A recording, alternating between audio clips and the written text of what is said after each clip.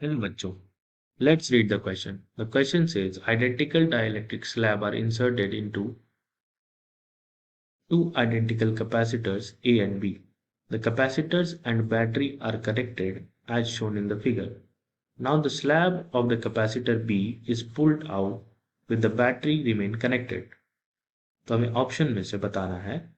Option number A, during the process the charge will flow from A to B. ये हमारा point A है और point B है. Finally, the charge on B will be less than that on the capacitor A. C.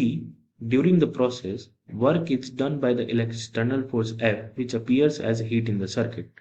D. During the process, the internal energy of the battery increases. इस question का की concept dielectric slab and capacitor है. तो हमें कह रहा है कि ये जो डाइलेक्ट्रिक स्लैब है, अगर इसे हम K मान लेते हैं तो ये भी K है.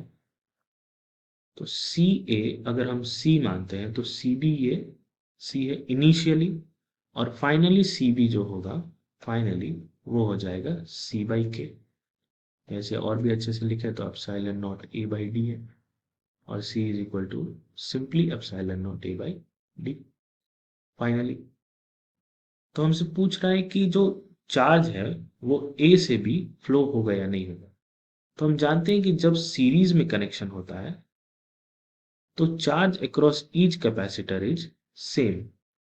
वोल्टेज हालांकि डिफरेंट होता है. तो सीरीज कनेक्शन में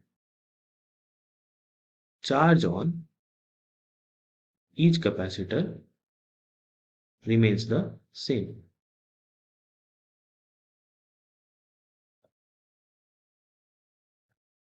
तो हमारा ऑप्शन नंबर बी ऐसे ही गलत हो गया. इसमें लिख रहा है कि finally the charge on the capacitor B will be less than that of the A. नहीं, हमेशा सेम रहेगा. ठीक है.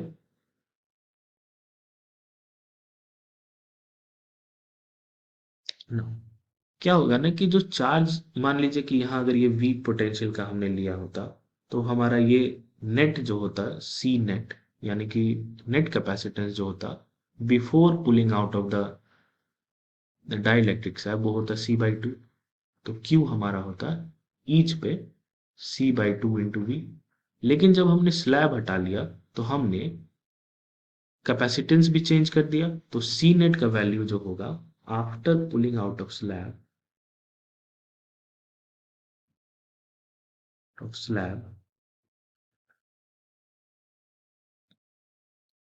C net is equal to C into C by K by C plus C by K.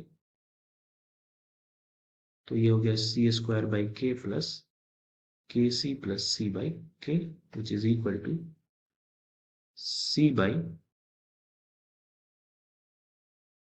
K plus 1. सही है. C cut गया, K cut गया, C by K plus 1. तो कैपेसिटेंस जो है वो हमारा डिक्रीज कर गया, नेट कैपेसिटेंस. तो हमारा नेट चार्ज भी डिक्रीज करना चाहिए, क्योंकि दोनों दोनों में हमें इक्वल चार्जेस मेंटेन रखना है. तो हम जिससे डाइलेक्ट्रिक स्लैब हटा रहे हैं या जिसकी कैपेसिटेंस कम कर रहे हैं वो अपना एक्स्ट्रा चार्ज कुछ इस तरीके से इजेक्ट करेगा और ए टू बी होते हुए बैटरी को चार्ज करने लगेगा, या समझिए कि बैटरी में इंटरनल एनर्जी इंक्रीज करने लगेगा. क्योंकि ये जो बी है इसका चार्ज रिक्वायरमेंट हमने घटा दिया by decreasing the capacitance. The extra charge will flow from B to the battery. तो हमारा option number D, during the process internal energy of the battery increases, ये सही होगा. और ऑप्शन नंबर ए भी हमारा during the process charge flows from A to B भी सही होगा. तो इस क्वेश्चन का हमारे पास दो सही ऑप्शंस आया. Option number A, during the process charge will flow from A to B, and option number D, during the process internal energy of the battery will increase.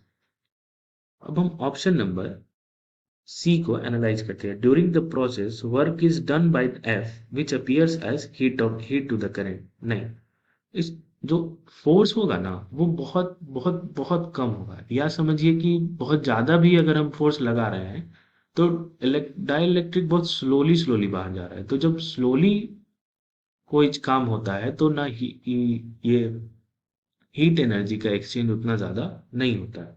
इसीलिए ऑप्शन नंबर सी हमारा गलत होगा। Hope you understood it well. Best of luck.